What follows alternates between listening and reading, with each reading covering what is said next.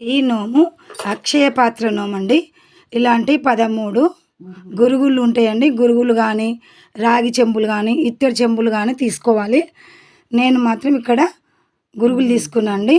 ఇలా వీటికి నిండుగా పసుపు రాయాలి, గంధం బొట్లు పెట్టాలి, కంకణం కట్టాలండి. దీనికి కూడా మూత ఉంటుంది. ఈ మూతలు తీసుకొని వాటికి కూడా ఇట్లా పసుపు రాసి నిండుగా బొట్లు పెట్టాలండి. ఇందులో రెడ్ కలర్ క్లాత్ అమ్మవారికి ఇష్టం కాబట్టి ఇలా రెడ్ కలర్ క్లాత్ పెట్టుకోవాలండి.